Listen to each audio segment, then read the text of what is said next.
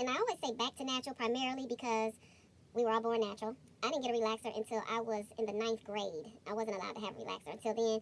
Hey y'all, hey, today's video is going to be slightly different. It is my natural hair journey tag.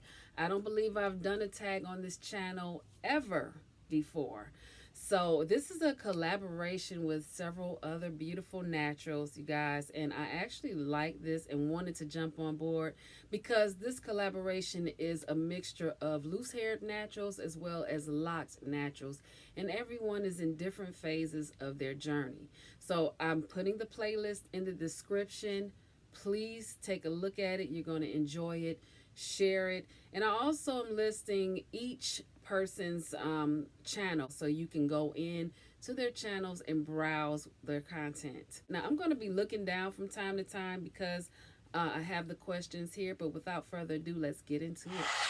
I went natural May 3rd, 2003, or it might have been May 5th, 2003, but that doesn't matter.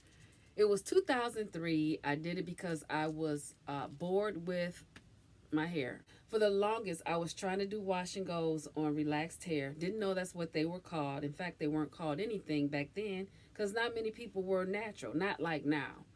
And it was just limp. I was sick of the limp hair. It was nothing I could do. I was always been a person who liked to change my hairstyles, and after a while I was bored with what was available, and I'm like, this is just boring. I want an afro, and that's it. And I always say back to natural primarily because we were all born natural.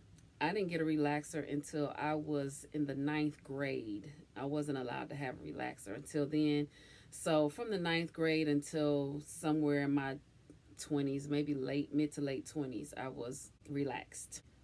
I do not consider relaxed hair easier to manage than natural hair. When my hair was relaxed, I would not wear it down if it was Windy, raining, hot, snowing, humid. the wind would blow, and it's just I was just fussing about it, just fussy. And when I did wear like the spiral curls, I was putting spritz to keep the curl, to hold the curl. And then I sweat in my head. So for me, it wasn't easier because you add that fuss factor. You add the fuss factor in, and no. So for me, natural hair is easier because I don't have to worry about it. I would say 95% of the time, I don't care if it's raining and windy and snowing. If it's hot, my hair goes up in a bun. Who cares? If I'm sweating, who cares? My hair is already in the state it's going to be in. I don't have to worry about it. My hair loves humidity. It's all good. Now, a style like this, or where I'm trying to keep it sleek, that's different, and that's where that 5% comes in. I don't want it to rain on my hair. The humidity is doing a number on my hair because of the frizz, so I have to tie it down and all that stuff. Other than that, to me, natural hair is easier. I don't care what people say about the detangling. If you douse your hair in water and conditioner and you don't be wallowing on cotton pillowcases and don't let an afro go too long without touching it, you good to go. It's just a matter of knowing your hair and when it's going to start knotting up on you. That's just my opinion, my experience. Just saying. By definition, relaxed hair is not healthier than natural hair because you are chemically altering those strands. The strands get damaged. It's automatically off the rip, by definition, a damaged strand. The hair is not as thick, and you could be a fine natural haired person, but if you put a relaxer in, it's still going to be less thick than it is while it's all natural. And you put in that relaxer, more often than not, that relaxer is touching the scalp, your pores. When you put things on your skin, it goes into the pores. Now, can people rock some beautiful relaxed hair? Yes. Can you take care of relaxed hair and make it as healthy as it possibly can be in the chemically treated state? Absolutely. You can do that, and it can be shining, bouncing, behaving, doing everything it needs to do, and it could be growing. Natural hair, can it be unhealthy? Yes, if you don't take care of it. If it's, if maybe there's something going on with your body, your health or something.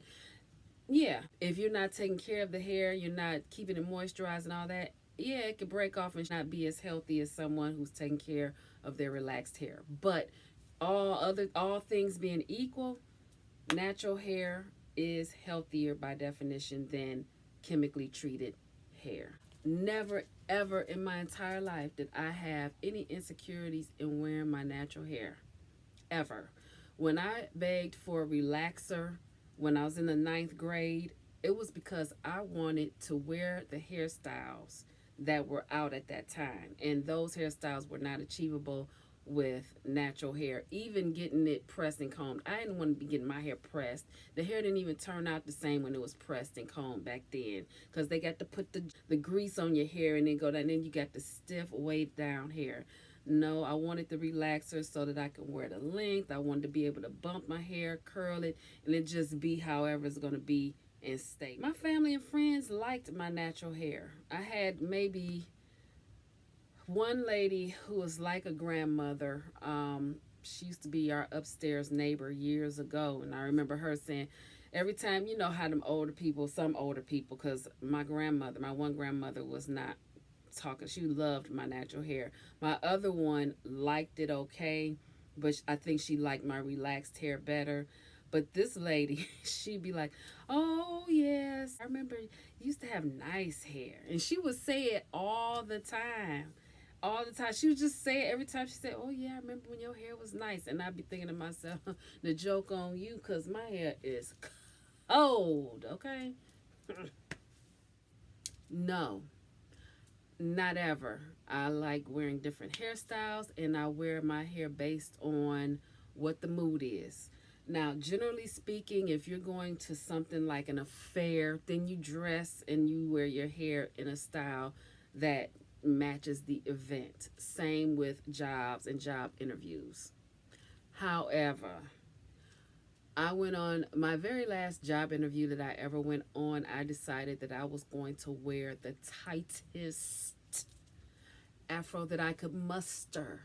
I mean, my afro was like this on my head, honey, and I had the nerve to put a small part about that long, and then I took two finger coils and separated it out from the afro and let them hang right there. I was like, yeah, we're going to see.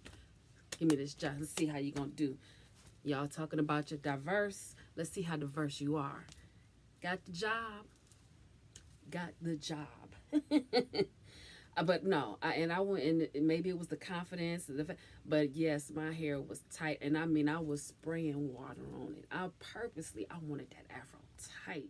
I do not have go-to natural hairstyles in the sense that most people might think of, primarily because every time I think I have a go-to style, it's not really go-to, because then I add other styles and then other styles, and I swear up and down, this is my go-to. I'm gonna be wearing this, and then I'm like, oh no.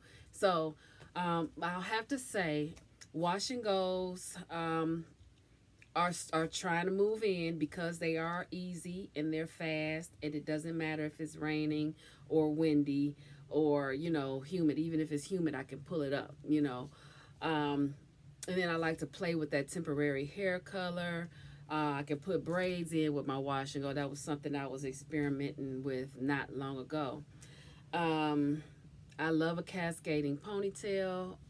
It's off of a twist out. I love my braids. This is my new go-to. So I say my bubble ponytails, and I like to fall back on a good bun. So I don't know if you consider those go-tos when there's so many of them. You know what I mean? Where some people are like, no, my go-to is wash and goes. That's it. Oh no, I always wear my hair in buns. That's it. Nope, I can't even say that. And like really, truthfully, this is Afro puff season. Puffs will flourish in this humidity, but I have my hair in the braids because I wanted to have fun with braids and twists this season. I'll be honest. The primary go-to ingredient Next to water is aloe vera juice or gel, the 100% organic, whether it's from the leaf itself or from the bottle. That's it. Other things I am experimenting with, I do have the melanin hair care cream, and I do use that as a not even as a styler, but as a moisturizer when I'm styling my hair. Like I have that in my hair now. For wash and goes, Wetline Extreme was my go-to, and it is still, I would say, my favorite, primarily because my hair is always so moisturized with it, and it's always um it lasts like 14 days. It lasts 14 days. The only thing is I would like to find something comparable with more natural ingredients that also elongates the wash and go. I also would like something that gives me second day hair on day one. I ain't asking for the world, but second day hair on day one is a good ask, I think, out of a product. But yeah, so right now, Wetline Extreme is number one, and then Camille Rose Naturals is number two. It just doesn't give me the longevity that I have become accustomed to with my Wetline Extreme. I'm a reformed product junkie. I have quite a few products, but nowhere near as many as I used to have, even when I was relaxed. And when I do buy products now, I am trying them out more so that I can share what I find. You know, if it works well, then I share it. If it works terrible, I'll share it. But if it's just okay, then I'm not going to even bother. I also now I'll get more than one product from a product line. In the past, it would just be one product. I'd be thinking, no, y'all not gonna hook me up, having me buy a whole product line. What you think this is? Trick no good. But that's not always the case. Sometimes it is good to use more than one product in a line so that you can get the most benefit. So I had started doing that not long ago, probably sometime last year.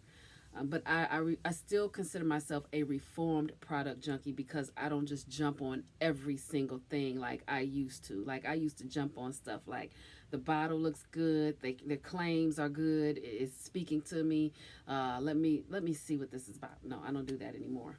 I have used Salon Services. When I first went back to natural, I did go to a salon in the neighborhood, asked for transitional hairstyle, and she just looked at me and she was like, you trying to go natural? She was like, you ain't ready. You're not even ready. So, and I was like, Gene, I'm not ready. What are you saying ain't ready? I'm ready. And she was like, I mean, if you want, I can do it, but you're just walking around with this dead hair, blah blah blah. And I'm like, I went home and I cut that stuff off and I went back. But my thing about going to a salon is the time spent, the money spent. When I went back to natural, there weren't many people back to natural, and they were charging these salons. I'm like, I noted that they charged the same amount they were charging to lay relaxers and cut your hair. I'm like, okay, I see what they're trying to do to us here. I see that. So anyway, no, I don't do it anymore. Not to say that I'll never do it. I do not like people, and nor do I allow people to touch my hair unless they are sister friend, family member. If it's a stranger and it's a sister who's trying to go natural or something like that, or who is natural and just wants to see how I did my hair, or maybe feel how a product is, and they ask me, then I may say yes. But a random out there who thinks they're at the petting zoo, we're not having that. We are not having that. I don't want that spirit and that juju all up in my head space. Back off. No, I don't. No. My future goals and plans for my hair, I have no idea other than to just keep maintaining the health and get it as healthy as possible if it's not already. Keep these ends clipped. I used to have this goal of wanting it to be such and such length, and I don't know that I'm done with that. I might still want that for some reason. I believe it's because I want to see what it feels like to have my beads on my tailbone. I don't know.